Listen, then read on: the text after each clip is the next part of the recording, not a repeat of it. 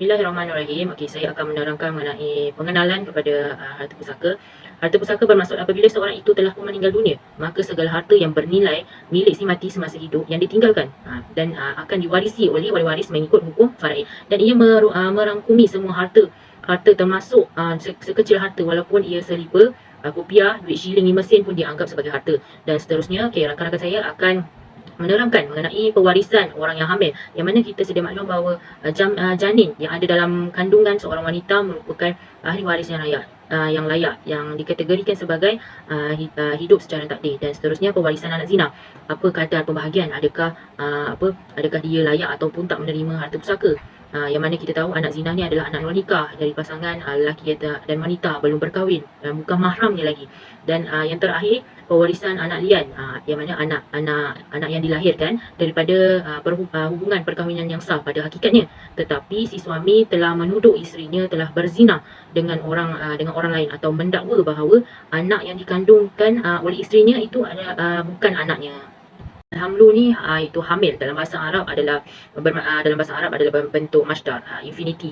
Para fuqaha serta ulama al-Faradi secara umumnya mereka bersependapat dan tiada perselisihan faham dalam mendefinisikan al-ham. Okey, perkataan al-ham ni berasal dari kalimah hamala, yahmilu, dan juga hamlan yang bermaksud membawa. Okey, dimaksudkan kat sini al-mar'atul hamil mahamilatun idza kanat subla. Seorang wanita hamil ketika sedang mengandungkan janin.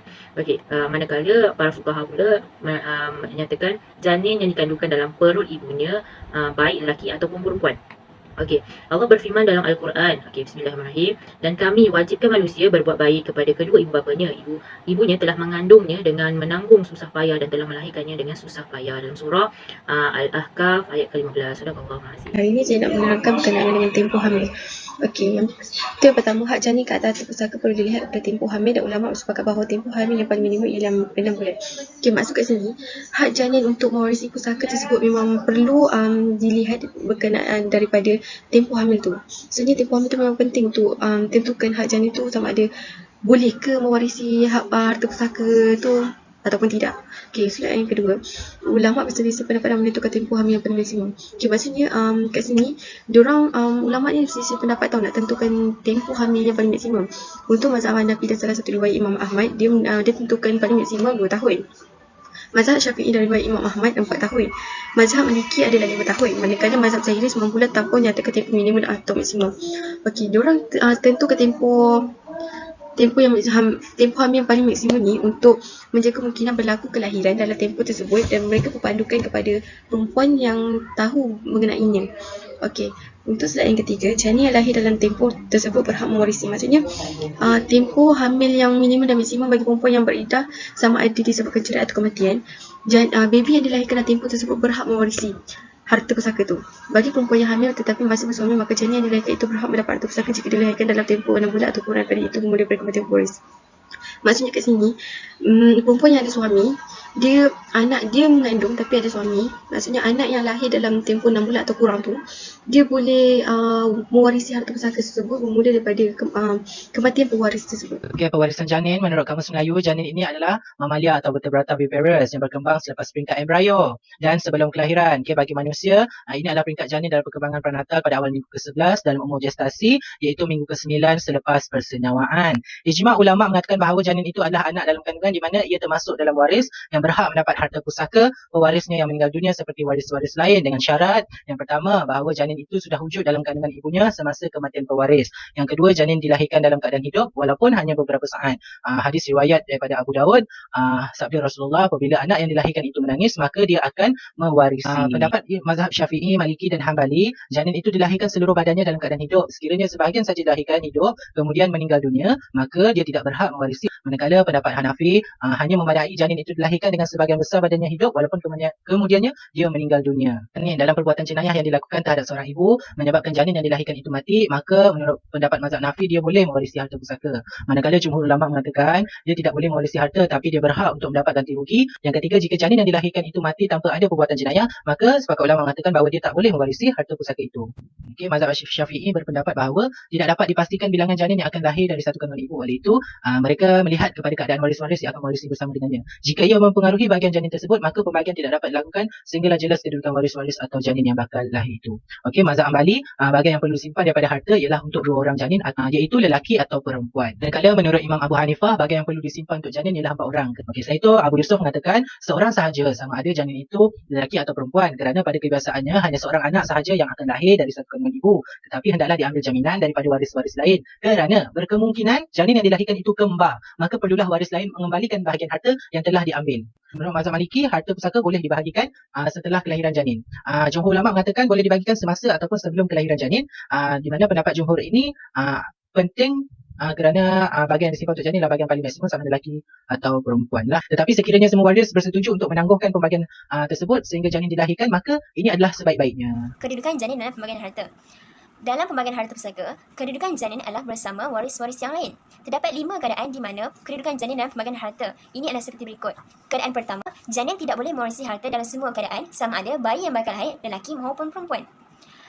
Oleh itu, harta pusaka tersebut hendaklah diberikan kepada waris yang berhak terlebih dahulu tanpa menunggu kelahiran bayi tersebut. Keadaan kedua, janin boleh mewarisi harta pusaka dalam 2 keadaan, sama ada lelaki maupun perempuan. Dalam keadaan ini, harta pusaka tersebut hendaklah diberikan dulu kepada waris yang berhak dan bahagian bayi tersebut disimpan sehingga dia dilahirkan. Jika jelas bahawa dia merupakan waris yang berhak, maka dia akan mengambil harta yang disimpan untuknya. Tetapi jika sebaliknya, jika jelas demikian dia bukan waris yang berhak, maka bahagian harta yang disimpan itu dikembalikan kepada waris yang berhak untuk mendapatkannya. Okey, sebagai contoh, si mati meninggalkan seorang isteri, bapa saudara sebelah bapa, seibu sebapa, dan seorang isteri kepada saudara lelaki seibu sebapa yang sedang hamil. Maka seorang isteri mendapat 1/4 dan bakinya disimpan sehingga janin itu dilahirkan. Namun, apabila ternyata janin yang dilahirkan itu lelaki, maka dia akan mendapat baki harta yang disimpan itu kerana dia menjadi anak lelaki kepada saudara lelaki seibu sebapa dan dia adalah merupakan waris yang berhak untuk mendapat harta tersebut dan dia boleh meninding bapa saudara sebelah bapa seibu sebapanya. Tetapi jika ternyata janin yang dilahirkan itu adalah perempuan, maka bapa saudara sebelah bapa seibu sebapa akan mendapat baki harta yang disimpan tersebut kerana janin perempuan tersebut bukan waris yang berhak mendapat harta pusaka, bahkan dia merupakan waris tawi al-arham. Keadaan ketiga. Okey, dalam keadaan ini, janin boleh mewarisi harta dalam semua keadaan sama ada lelaki maupun perempuan. Dalam keadaan ini, janin tersebut mempunyai 2 kemungkinan, sama ada dilahir sebagai seorang lelaki atau lahir sebagai seorang perempuan. Kemungkinan bahagian yang lebih menguntungkan atau maksimum bagi janin yang perlu disimpan dan sehingga dilahirkanlah. Kadang-kadang lelaki akan mendapat lebih, kadang-kadang perempuan juga boleh mendapat lebih. Sebagai contoh, si mati meninggalkan seorang isteri yang sedang hamil, seorang ibu dan seorang bapa. Dalam masalah ini terdapat 2 andaian atau 2 kemungkinan sama ada janin yang bakal lahir itu lelaki atau perempuan. Okey, jika janin yang lahir itu adalah lelaki, maka isteri akan mendapat 1/8, ibu akan mendapat 1/6 dan bapa akan dapat 1/6 dan bayi lelaki tersebut akan mendapat bakinya. Namun jika sebaliknya, jika lahir-lahir adalah perempuan, maka isteri akan mendapat 1/8, bapa akan mendapat 1/6 dan juga baki. Ibu pula mendapat 1/6 dan bayi janin perempuan tersebut akan mendapat 1/2 daripada harta pusaka tersebut. Okey, jika dilihat daripada keadaan inilah kan, dapatlah kita tahu bahawa bayi lelaki akan mendapat kemungkinan lebih besar dan menguntungkan daripada perempuan. Keadaan keempat. Okey, bahagian ini tidak membezakan lelaki atau perempuan. Dalam masalah ini disimpan atau ditangguhkan bahagian janin itu tanpa mengira yang bakal lahir itu adalah perempuan atau lelaki. Dan waris-waris lain mengambil bahagian yang mereka lah. Maksudnya waris-waris lain mendapat bahagian mereka dan untuk janin yang bakal lahir ini disimpan dahulu tanpa disentuh oleh sesiapa. Sebagai contoh, si mati meninggalkan saudara perempuan seibu sebapa dan saudara perempuan sebapa dan ibu yang lahir dari lelaki yang lain, bukan bapa kepada si mati. Maka janin tersebut sama ada lelaki atau perempuan tetap akan mendapat bahagian iaitu 1/6 sebagai saudara lelaki atau perempuan seibu dengannya lah, dengan si mati. Oleh itu, seorang saudara perempuan seibu sebapa akan mendapat 1/2, bahagian dia mendapat 1/2, seorang saudara perempuan sebapa pula mendapat 1/6 dan ibu pula akan mendapat 1/6. Keadaan kelima, janin mewarisi harta pusaka secara bersendirian tanpa waris-waris atau ada waris tapi telah didinding olehnya. Dalam keadaan ini, semua harta pusaka disimpan atau ditangguhkan dahulu pembahagiannya sehingga janin tersebut dilahirkan. Contohnya, seorang mati meninggalkan seorang isteri kepada anaknya, itu anak menantunya lah, yang sedang hamil dan seorang saudara lelaki seibu. Maka semua harta tersebut disimpan dahulu kepada janin, disimpan ditangguhkan lah sehingga janin tersebut dilahirkan. Hal ini kerana sekiranya janin itu lelaki atau perempuan, maka dia mendinding saudara lelaki seibunya. Pusaka kepada anak zina. Okey, hubungan nasab seorang anak dengan ayah dalam hukum Islam ditentukan oleh sah dan tidaknya hubungan perkahwinan antara seorang lelaki dan seorang wanita. Okey, sesuatu hubungan perkahwinan antara seorang lelaki dengan seorang wanita ni sangat kuat untuk tentu hubungan nasab seseorang anak tu sama ada dia sah ataupun tidak. Okey, yang kedua, anak tersebut hanya mempunyai hubungan darah dengan ibu dan kedua-duanya dapat waris mewarisi. Anak zina atau anak dikira tidak sah taraf ni memang kuat kepada ibu. Dia tak boleh boleh mewarisi harta pusaka ibu. Kepada ayah tu memang tak boleh langsung. So ibu boleh mewarisi harta dia dan dia pun boleh mewarisi harta ibu tu. Okey, yang ketiga, semua ulama empat mazhab sepakat bahawa anak zina tidak mempunyai hubungan nasab dengan bapanya. Okey, semua ulama empat mazhab ni dia sepakat tau, yang mengatakan hubungan nasab anak zina dengan anak zina atau anak tak setaraf ni, dia punya nasab memang tak kuat dekat bapa. Memang dia tak ada mempunyai hubungan nasab langsung dengan bapa dia, cuma dengan ibu dia saja. So memang kuat dekat ibu lah, maksudnya boleh mewarisi dekat ibu dia ada darah daging dengan ibu dia. Dia ada punya hubungan yang sangat kuat dengan ibu dia. Sebab ayah ni memang tak boleh lah. Okey, maksudnya harta pusaka ayah dia atau belah keluarga belah ayah dia, memang dia tak boleh mewarisi langsung harta pusaka tu, melainkan harta pusaka ibu dia. Saya akan menceritakan sedikit tentang kadar bahagia anak zina diperolehi. Okay, anak zina ni dia memperolehi adalah ibunya sahaja dan dia tidak boleh memperolehi bapanya. Dan mengikut Akta Kesetarafan Anak 1961, syarat anak zina adalah yang pertama, harta yang dipusaka oleh milik ibunya. Yang kedua, harta meninggal tanpa wasiat. Yang ketiga, ibu tidak mempunyai keturunan lain. Contohnya kalau ibu tak mempunyai anak ke cucu ke.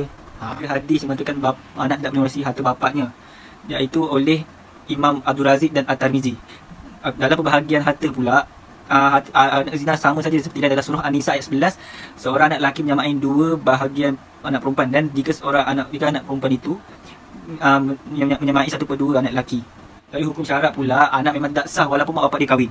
Dari hukum pewarisan, anak dan bapak tidak boleh mewarisi. Apa yang boleh adalah membuat hibah dan wasiat antara anak dan bapak semasa Diteruskan hidup. pula kepada pusaka anak li'an. Apa itu li'an? Menurut istilah para fuqaha, li'an adalah suatu nama bagi keadaan yang berlaku antara si suami dan juga si isteri. Seksyen 10/1 Enakmen Jenayah Syariah Hudud Kisas 2002 Terengganu memperuntukkan bahawa al-li'an adalah suatu tuduhan zina secara bersumpah yang dibuat oleh terhadap isterinya, manakala isterinya pula dengan secara bersumpah menolak tuduhan itu. Yang mana tuduhan itu dan penolakannya dibuat di hadapan seorang hakim. Hakim yang mengadili kes mereka lah, dengan menyebutkan kata-kata yang mengikut hukum syarak cukup untuk membuktikan al-li'an yang dibuat. Kata-kata itu adalah seperti yang terkandung dalam subseksyen ×2, ×3, ×4 dan ×5. Dan itu, apa maksud anak li'an? Anak li'an adalah anak yang dilahirkan oleh seorang isteri hasil daripada perkahwinan mereka yang sah, yang diperakui oleh syarak, tetapi si suami telah menafikan bahawa anak itu adalah hasil daripada keturunannya atau daripada perkahwinan mereka. Okey, contohnya macam si suami berkata pada mahkamah, di hadapan hakim di mahkamah, bahawa anak itu telah ada di dalam kandungan isterinya sebelum mereka berkahwin, sebelum mereka menikah. Maka apabila suami menafikan hubungan darah dengan anak yang dilahirkan oleh isterinya ketika mana isterinya itu masih lagi ada ikatan perkahwinan yang sah di antara mereka berdua, sedangkan suami tidak mempunyai bukti untuk memperakui tuduhannya terhadap isterinya, dan juga suaminya juga tidak membawa 4 saksi yang adil seperti yang diminta. Jadi maka dengan itu wajiblah ke atas suami dan isteri untuk berli'an di hadapan hakim yang mengadili kes mereka untuk menghindari daripada hukuman khazaf bagi suami dan juga hukuman zina bagi isterinya. Oleh yang demikian, apabila sempurna sahaja li'an antara suami dan isteri di hadapan hakim tersebut, maka hakim akan menetapkan bahawa mereka berdua akan terpisah buat selama-lamanya. Tidak boleh berkahwin semula. Tidak boleh berkahwin semula. Sama ada isteri telah berkahwin dengan ramai suami mana pun, tidak boleh berkahwin semula. Walau bagaimanapun, anak tersebut hanya mempunyai hubungan nasab dengan ibunya sahaja, keluarga ibunya sahaja. Dengan keluarga bapa, dengan bapa dia dah terputus buat selama-lamanya. Anak li'an, hukum pusaka anak li'an ini sama seperti anak zina, iaitu hanya boleh mewarisi harta daripada ibunya sahaja. Anak itu mestilah dilahirkan dalam tempoh 9 bulan minimum selama 270 hari dari tarikh kematian waris dari saudara sebelah ibunya untuk mewarisi harta pusaka tersebut. Tetapi sekiranya anak itu dilahirkan lewat 9 bulan selepas meninggalnya pewaris tersebut, anak itu tidak berhak untuk menerima harta pusaka tersebut. Misalnya, mati seseorang yang merupakan anak li'an. Dia meninggalkan seorang ibu, bapa, seorang anak perempuan dan 3 saudara lelaki si ibu. Ini bermakna bapa tidak berhak untuk menerima harta pusaka daripada anak li'annya itu, dan bapanya juga tidak boleh menghalang saudara lelaki seibu untuk mendapatkan harta pusaka tersebut. Di sini ada juga beberapa pandangan ulama dan mazhab yang mengatakan bilakah terputusnya hubungan kewarisan. Pandangan jumhur ulama berpendapat bahawa sekiranya kedua belah pihak telah selesai mengucapkan sumpah li'an dan mereka telah dipisahkan oleh hakim, barulah hubungan kewarisan dengan anak yang baru lahir itu telah terputus. Tetapi sekiranya terjadi kematian di antara keduanya dan mereka belum selesai melakukan sumpah meli'an, maka hubungan kewarisan masih lagi diwarisi. Imam Malik pula berpendapat bahawa apabila suami meninggal setelah mengucapkan sumpah li'an dan isteri tetap meli'an, maka hubungan kewarisan dengan anak yang baru lahirnya itu telah terputus. Tetapi apabila isteri tidak melian selepas kematian suaminya, hubungan kewarisan masih lagi diwarisi di antara anak yang baru lahirnya itu. Imam Syafi'i pula berpendapat bahawa putusnya hubungan kewarisan selepas suami selesai mengucapkan serumpah lian dan dia tidak perlu menunggu isterinya untuk melian. Hubungan kewarisan ini adalah di antara anak yang baru lahir dengan ayahnya. Sekiranya hubungan kewarisan itu telah terputus, maka ayahnya tidak berhak untuk mewarisi harta pusaka anaknya dan anaknya juga tidak berhak untuk mewarisi harta pusaka daripada ayahnya. Kes yang timbul adalah Zafri Zuhaimi versus Noaini. Mereka melahirkan anak mereka dan mereka mahu mendaftarkan anak mereka, tapi mahkamah mendapati bahawa anak itu kurang dari 6 bulan dari tarikh perkahwinan mereka. Mereka pun mahkamah dan memohon untuk bintikan nama anaknya. Akhirnya berjaya kerana alasan hakim sebab mereka berkahwin mengikut syarat, tetapi bapanya tak boleh menjadi wali kepada anak itu. Kes Hamid Ismail dan Nur Jannah pula, mereka merayu untuk anaknya dibintikan kerana doktor mengesahkan isteri Hamid sangat lemah dan memang terpaksa membedah awal. Mahkamah alasan hakim menolak semua rayuan mereka dan mereka harus akui bahawa anak itu tidak boleh nasab kerana anak itu dilahirkan kurang dari 6 bulan dari tarikh akad nikah mereka. Isu yang sering terjadi di antara anak zina dan anak lian ini. Okey, kita tengok dulu daripada definisi anak tak sataraf. Anak tak sataraf dikategorikan sebagai anak zina, anak lian, anak lakit iaitu anak yang dibuang, anak mansorogol dan juga anak daripada sumbang mahram. Seperti yang kita tahu bahawa sekiranya anak ini telah dikategorikan sebagai anak tak sataraf, maka anak ini tidak boleh dibin atau dibentikan kepada bapa biologinya. Tetapi anak ini akan dibin atau dibentikan dengan nama Abdullah. Inilah isu yang sering terjadi di dalam memberi pusakaan kepada anak tak saraf, anak tidak sataraf, seperti anak zina. Walaupun ibu bapanya telah berkahwin selepas melakukan zina, di mana ibunya selepas mereka melakukan zina dan ibunya telah mengandung dan mereka telah berkahwin selepas didapati bahawa ibunya mengandung akibat daripada perbuatan zina itu, anak tersebut tetap dikategorikan sebagai anak luar nikah atau lebih dikenali sebagai anak tak sataraf. Walaupun kedua ibu bapanya telah membuat permohonan kepada mahkamah syariah untuk menasabkan anak tersebut kepada bapa biologinya dan hakim membenarkan penasaban tersebut, tetapi hakim juga merumuskan bahawa persoalan kewalian dan kepusakaan bukanlah dikategorikan sebagai al-ahkam al-dunia, yang di mana anak tersebut hanya boleh dibin atau dibentikan kepada bapa biologinya. Tetapi penasaban ini tidak mengubah kedudukan dari sudut perwalian dan kepusakaan. Kesimpulan daripada perbincangan kita tadi, ada 3 perwarisan, iaitu perwarisan daripada anak yang di dalam kandungan, perwarisan anak zina dan juga perwarisan anak lian. Perwarisan anak yang di dalam kandungan, anak yang ada dalam kandungan akan memperoleh harta pusaka apabila anak itu dilahirkan dalam keadaan hidup. Jikalau anak tersebut dilahirkan dalam keadaan mati, maka dia tidak berhak memperoleh harta pusaka, harta waris dari mewaris. Dan juga anak tersebut sudah berada di dalam kandungan si ibu pada saat orang yang mati dan meninggalkan harta pusakanya tersebut telah mati. Dan anak hasil zina dan juga anak lian hanyalah mempunyai kaitan nasab dan waris dengan ibunya sahaja, sedangkan hubungan nasab serta kewarisan dengan ayahnya telah terputus.